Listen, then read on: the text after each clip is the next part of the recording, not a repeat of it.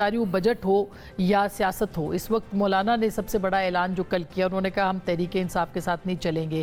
اس وقت جو ہے وہ ایک اپوزیشن کی کمی بھی محسوس ہو رہی ہے، اور اپوزیشن جماعتیں جو ہیں وہ شاید عوام کے صفحے پر آ نہیں پا رہی ہیں ایک جگہ پہ۔ وجہ کیا ہے سر؟ بسم اللہ الرحمن الرحیم، بہت شکریہ۔ ایک آپ کی تصحیح کر لوں، جی میں اس لیے ہنس پڑا کہ آپ نے مجھے JUI کا مرکزی سیکرٹری اطلاعات پکارا۔ ہاں بات تو اچھی ہے لیکن سچ نہیں ہے، میں مرکزی سیکرٹری اطلاعات نہیں ہوں۔ چلے سر ترجمان تو ہے آپ۔ دوسری بات یہ ہے ترجمان ہوں، خود ساختہ ترجمان۔ ٹھیک۔ دوسری بات یہ، جہاں تک آپ نے بجٹ کی بات کی، دیکھیے بجٹ 2 روزہ ہمارا مرکزی شورائے اجلاس ہوا JUI کا، اس میں بجٹ بھی زیر بحث آیا۔ تو اتفاق مجلس شورا نے بجٹ کو مسترد کر دیا، وہ اس لیے کہ یہ عوامی بجٹ نہیں ہے۔ اور ادب کے ساتھ میرے بھائی خرم دستگیر صاحب بھی تشریف فرمایا سن رہے ہیں، میاں شہباز شریف صاحب نے اسمبلی فلور پر کہا کہ یہ بجٹ ہم نے تنہا نہیں IMF سے مل کے بنایا ہے۔ آپ خود بتائیے کہ IMF سے مل کے بجٹ بنانے میں ڈکٹیشن کس کی ہوگی؟ IMF کی ہوگی۔ تو اس کا مطلب یہ ہوا کہ یہ بجٹ IMF نے بنایا ہے، لہٰذا اس لیے اس بجٹ کو ہم نے مسترد کیا۔ ایک بات۔ دوسری بات یہ ہے کہ اس لیے ہم نے مسترد کیا کہ اس بجٹ میں ٹیکس اور بالخصوص تنخواہ دار طبقے پر، جی ہاں، ٹھیک ہے نا، پرائیویٹ سیکٹر کے تنخواہ دار طبقے پر، بالکل۔ تیسری بات، 2018 میں غیر ملکی قرضہ پاکستان کے پر 28,000 کروڑ روپے، اور 2000 ابھی تک پہنچ چکی ہے 67,000 ارب۔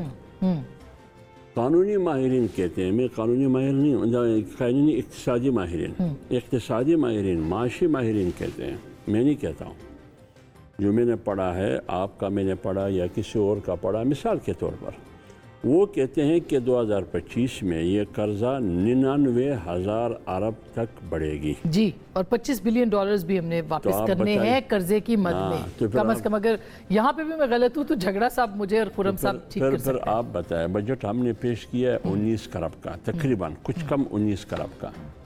ہم ٹیکس کلیکٹ کریں گے 12,000 ارب۔ گزشتہ سال ہم 8,000 کلیکٹ نہ کر سکے تو 12 کو کیسے کلیکٹ کریں گے؟ جو IMF کا مطالبہ ہے۔ تو اس 12 یعنی 19 کروڑ ہے۔ لیکن اس کے باوجود عوام کی نمائندگی پارلیمنٹ کے اندر بھی اس طرح سے نہیں ہو رہی، اور عوام کی باہر بھی نہیں ہو رہی، کیونکہ اپوزیشن جو ہے وہ ایک صفحے پہ نہیں ہے۔ ایک بات۔ دوسری بات، معذرت کے ساتھ جمیعت علماء اسلام کے اپنے مفادات ہیں، تحریک انصاف کے اپنے مفادات ہیں۔ نہیں اس طرح نہیں۔ اچھا، کس طرح؟ ایک اور بجٹ پر کر لوں، یہ پیٹرول کی قیمت بڑھ گئی 7.5 روپے، بجلی کی یونٹ کی قیمت بڑھ گئی 5.5 روپے۔ سنا ہے کہ یہ بڑھے گی فی یونٹ 100 روپے تک جائے گی۔ ابھی کا ہم دیکھتے ہیں 5.5 روپے بجلی، 7.5 روپے پیٹرول، اور پاکستان کی ٹرانسپورٹ اور انڈسٹری کا انحصار انہی 2 چیزوں پر ہے۔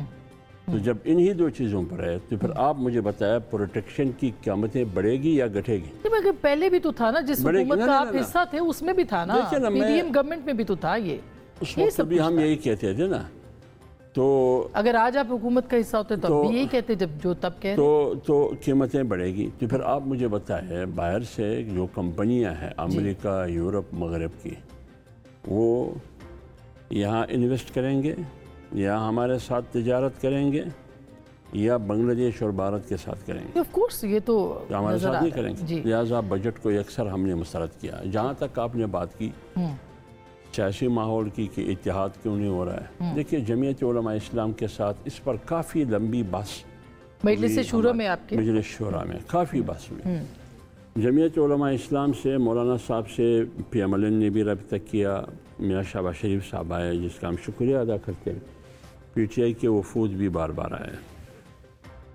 یہ سیاسی رابطے ہوتے ہیں، مذاکرات ہوتے ہیں، لیکن ہمارا موقف یہ ہے موجودہ حکومت میں وہ قوت نہیں ہے، وہ طاقت نہیں ہے، وہ دم خم نہیں ہے، جو مولانا کا لفظ ہے، وہ دم خم نہیں ہے کہ وہ جمعیت علماء اسلام کی تحفظات کا اور خدشات کا ازالہ کر سکے، نہیں کر سکتے ہیں۔ آپ نے نئے انتخابات کا تو مطالبہ لہٰذا منانے کا کس چیز، میں تو منا چکا ہوں، میں تو آپ سے علیک سلیک بھی کرتا ہوں، ملتا بھی ہوں، آپ بھی آتے ہیں، میں بھی آتا ہوں، لیکن منانے کی ڈیفینیشن نہیں، انہوں نے کہا انفرادی حیثیت میں اپنی جنگ لڑیں گے، احتجاج انفرادی یہی حیثیت ہم نے کہا۔ دوسری بات یہ ہے کہ ہمارے بھائی بیٹھے ہیں تیمور جنگڑی صاحب کہ پی ٹی آئی نے بھی بار بار رابطے کیے، ہم نے ویلکم کیا، آگے بھی اگر آتے ہیں ہم ویلکم کرتے ہیں۔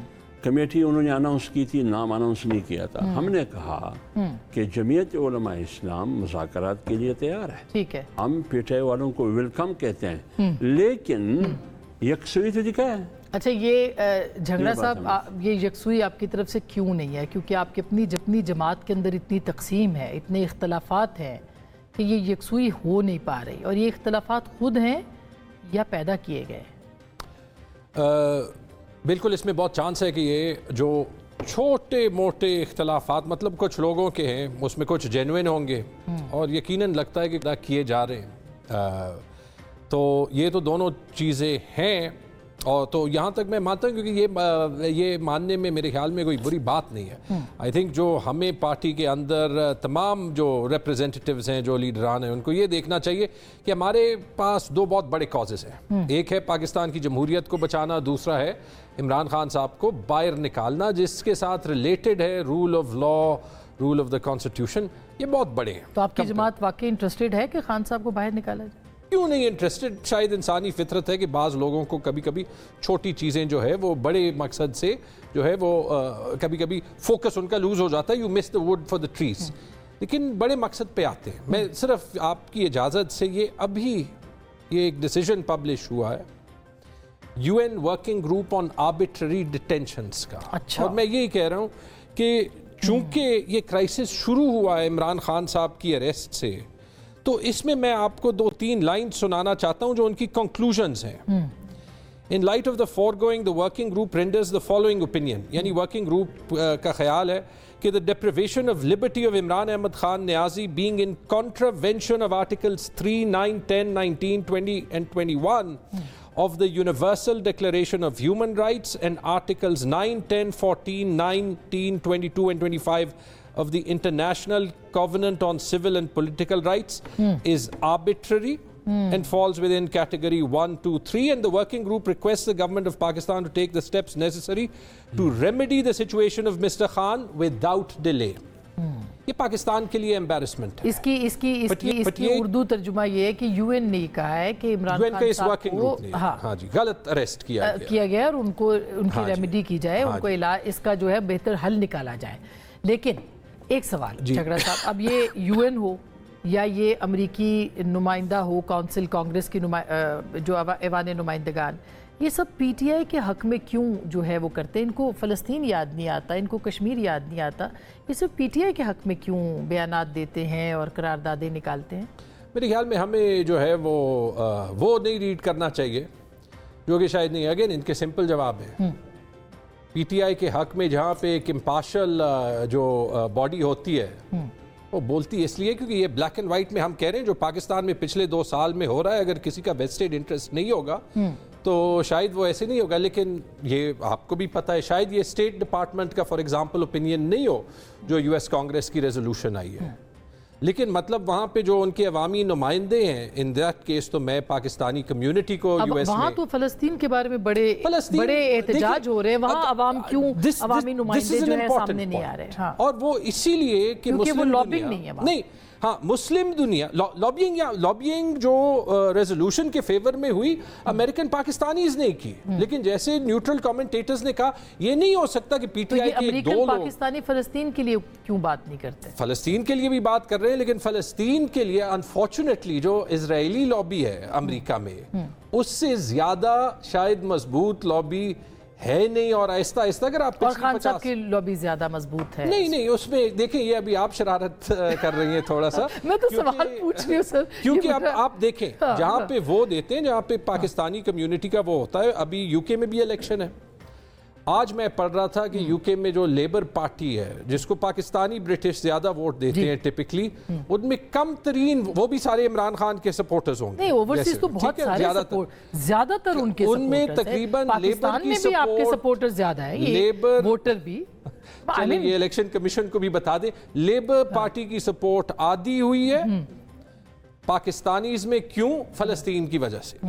تو پاکستانیز اپنا جو ہے وہ کرتے ہیں. پاکستان کے لیے خوش آئین ہے کہ پاکستانی کمیونٹی میں اتنا دم آ گیا ہے کہ کانگریس سے قرارداد حق پہ وہ منوا سکتے. اس دم کے پیچھے بھی کیا ہے؟ اب یہ کوئی دم، یہ دم کی ہی بات ہے میرا خیال ہے.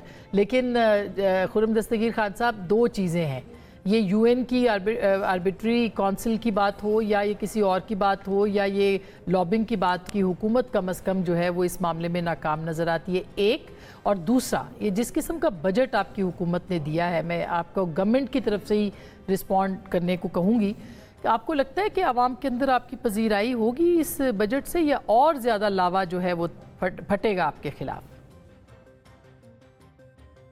جی میرا ایک سوال ہے، جو تمام لوگ بجٹ پر بات کر رہے ہیں کہ 24 کروڑ پاکستانیوں میں سے کتنے لوگ ہیں جن کی تنخواہ ماہانہ 1 لاکھ روپیہ یا اس سے زائد ہے؟ بہت ہی قلیل تعداد. بہت سارے ہیں لیکن 24 کروڑ کے مقابلے میں بڑی قلیل تعداد ہے.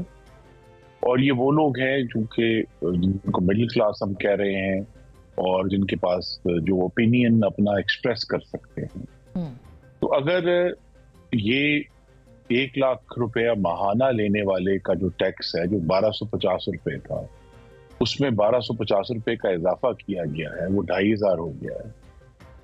تو یہ اس پر ضرور احتجاج بھی آپ کر سکتے ہیں. مگر جو کھانے پینے کی چیزوں کے اوپر جی ایس ٹی لگا ہے، جیسے دودھ کے اوپر لگا ہے، اس کا بھی تو کچھ بتائے نا. پھر پیٹرول کی قیمتوں میں بھی اضافہ ہوا ہے، پھر دیگر سولر پینلز پہ نہیں لگا، ٹیکسٹ بکس پر نہیں لگا، پینشنر کی تنخواہ پہ نہیں لگا، کھاد پر نہیں لگا، جو ہیلتھ ایکوپمنٹ ہے، یہ غلط کہا گیا آپ کے پروگرام میں، جو ہارٹ کے سٹینٹس ہیں ان پر نہیں لگا.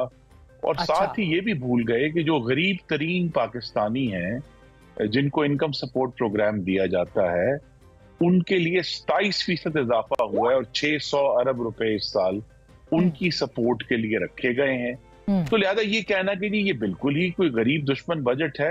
لیکن ایگریکلچر پہ ٹیکس نہیں لگا خرم صاحب، ایگریکلچر پہ ٹیکس نہیں لگا. پھر جس طرح سے ایگزیمپشن دی گئی ہے، آپ نے دیکھا کہ سول ملٹری بیوروکریسی کو کہ وہ پراپرٹی کی ڈیلنگ اینڈ ویلنگ جو ہے ان کے اوپر ان کو ٹیکس نہیں ہے. عام آدمی جو خریدے گا اس کے اوپر ٹیکس ہے. پراپرٹی کا بزنس ڈاؤن ہوگا، اس کا فائدہ کس کو ہوگا؟ کیونکہ صرف ایک گروپ جو ہے وہ اس کے اوپر کام کر سکے گا. ٹول پلازا کے اوپر اشرافیہ کے اوپر بخش دیا گیا ہے، عوام کے اوپر زیادہ ٹیکس لگا ہے. بتائیے، مطلب آپ بتائیں نا کہ یہ استحصال کیوں پاکستان کے عوام کا ہو رہا ہے؟ 2 باتیں ہیں. ایک تو ہے کہ آپٹکس، یہ سارے آپٹکس کے ایشوز ہیں جس کو ضرور حکومت کو ایڈریس کرنا چاہیے. اور اگر کوئی بجٹ میں مخصوص مفادات کی تحفظ کرتے کرتے ایسے کام ہو گئے ہیں تو انہیں درست بھی کیا جا سکتا ہے اور میری توقع ہے کہ کیا جائے گا. لیکن یہاں جو ہے آپ دیکھیے کہ پینشن ریفارم شروع ہوا ہے اور جو اصل ٹیسٹ ہیں اس بجٹ کے وہ ابھی آنے ہیں. وہ آنا ہے پہلا کام پرائیویٹائزیشن کا. اگر کوئی سنجیدہ معاملہ آگے بڑھتا ہے اگلے 5-6 مہینے میں تو پھر حکومت کی کامیابی ہوگی، کیونکہ وہ جو سینکڑوں ارب روپے ضائع ہو رہے ہیں ہر سال ان میں بچت کر کے عوام کو ریلیف دیا جا سکتا ہے، مڈل کلاس کو ریلیف دیا جا سکتا ہے. اور اسی طرح جو ہے وہ اگر ہم یہ بھی شہباز شریف صاحب کا بہت بڑا ٹیسٹ ہے کہ وہ جو ہم SIFC 1.5 سال سے اب اس کو چلا رہے ہیں، اب وقت ہے کہ کیا اس کا کوئی نتیجہ آئے گا اگلے 5-6 ماہ میں کہ نہیں آئے گا. تو لہذا اگر یہ 2 چیزیں ہوتی ہیں تو وہ بہت ایک مثبت پیش رفت ہوگی. اور تیسری چیز اگر ہم اس میں ایڈ کر سکیں جو کہ ٹیسٹ ہے جس پر یہ گفتگو ہوئی ہے کہ کیا حکومت پاکستان اپنے قرضے لینے کی رفتار میں کمی کر پاتی ہے یا نہیں، کیونکہ اس کا بھی پاکستان کی مہنگائی پر اثر ہے. اور اس کا جو براہ راست اصل میں جو ریلیف ہے وہ یہ ہے کہ اگر مہنگائی میں جو ہے کم از کم بڑھتی نہیں ہے، استحکام رہتا ہے اور ہم شرح سود مزید کٹ کر سکتے ہیں، تو صرف 1% شرح جو سود کٹ کرنے پر कम से कम कई 100 अरब इस पे रुपए का बिल्कुल रिलीफ इस पे मैंने वापस आपके टेस्ट्स हैं ये अवेलेबल हैं, लेकिन ये जो मैं फिर दोहराऊंगा हाँ। कि बजट में जो गरीब तरीन तबका है उस पर कोई नया बोझ नहीं डाला गया। गरीब तरीन ही है अब सब सर, अमीर तरीन है या गरीब तरीन है, मिडिल क्लास का तो दम निकल गया है, जो दम की बात हो रही थी पहले। लेकिन झगड़ा साहब कर्जों में कमी कर सकते हैं, क्योंकि $25 बिलियन, अगर मैं अगेन अदादोशुमार का मामला है कि वो आपको पे करने हैं अगले कुछ अरसे के अंदर। कर्जों में कमी अंदरूनी हो या बैरूनी पाकिस्तान की हुकूमत कर सकते हैं। जो FBR की कलेक्शन है उसका तकरीबन 90% हिस्सा तो कर्जों के इंटरेस्ट में देना है। तो फिर आप कहें कि देखें हुकूमत ने जो है वो अपने अखराजात में कोई कमी की होगी तो यानी कि आगे और कर्जे नहीं चाहिए होंगे। मुझे तो हैरत है खुर्रम साहब क्यों जो है वो इतना मिस इंटरप्रेट कर रहे हैं। इससे बेहतर है कि वो कहें कि जी बड़ा मुश्किल बजट है, हमें देना है, आगे रिलीफ होगा, लेकिन हमने फेयरली ऐसे बनाया। लेकिन फेयरली नहीं बनाया। देखें ये जो पहले इन्होंने कहा कि जो लाख रुपए कमाता है उस पे टैक्स 1250 रुपए से 2500 रुपए हो गया। हाँ जी हो गया, डबल हो गया। पहले इतराज ये उठा था कि जो सबसे कम टैक्स ब्रैकेट पे औसतन आपने उनका टैक्स सबसे ज्यादा किया, ये एक फैक्ट है। अच्छा कहा था कि जो सबसे बड़े ब्रैकेट में है उन पे टैक्स नहीं। और इनका जो क्लेम टू फेम था बजट देते हुए वो ये था कि आसमा आपकी तनख्वाह से अगर आप सैलरीड है तो 35% कटता होगा, अगर आप नॉन सैलरीड यानी आपका कॉन्ट्रैक्ट है तो 45%, 45 नहीं था अभी 45 कर दिया। इन्होंने कहा हमने सैलरीड पे टैक्स नहीं बढ़ाया, सबसे ऊपर वाला स्लैब जो है वो नहीं चेंज किया था। अच्छा हुआ क्या, 30 जून को या 29 जून को बजट पास करते हुए चुपके रात के अंधेरे में टैक्स पे सरचार्ज लगा दिया 10% का। भाई अगर आपने आसमा शिराजी का टैक्स 35 के बजाय 38.5% लेना था तो एक और स्लैब क्रिएट कर दे। यही तो आपका दोगलापन जो है वो दिखाता है। अच्छा ये बताएं इस सब का क्वांटम कितना है। मैं ये बड़ा जरूरी पॉइंट है। तकरीबन 75 अरब रुपए ये एंड में जो ये सबसे जो टॉप ब्रैकेट पे लगाया, जो भी हमारी मिडिल क्लास होती है, जो एक्चुअली जो वो लोग होते हैं जो टैक्स नहीं देते, वो बड़े बड़े सरमायाकार हैं, ये वो सेल्फ मेड लोग हैं। अच्छा लेकिन मैं सिर्फ ये कह रहा हूँ 75 अरब रुपए, 80 अरब रुपए इन्होंने जो तनख्वाहें बढ़ाई हैं अक्रॉस द बोर्ड, उसका चारों सूबाई हुकूमतों पे और वफाकी हुकूमत पे और पेंशन्स पे 1000 अरब रुपए से ज्यादा का इंपैक्ट है, वो हम पे कर रहे हैं। अच्छा चलें ये लोग कहीं और कुर्बानी दे रहे होंगे, आप या मैं प्रॉपर्टी ट्रांजैक्शंस करें तो हमें CVT देना पड़े, कोई सरकारी अफसर करे सिविल या मिलिट्री वो नहीं देना, तो ये हो नहीं कहा। अच्छा चले पार्लियामेंटेरियंस इस माहौल में, हालांकि इसका क्वांटम ज्यादा नहीं होगा, आपने अपने एयर टिकट्स बढ़ा दिए, आपने अपनी फ्यूल अलाउंस बढ़ा दी, आपने अपने एयर टिकट्स को खत्म करने के सीमेंट पे भी उसके ऊपर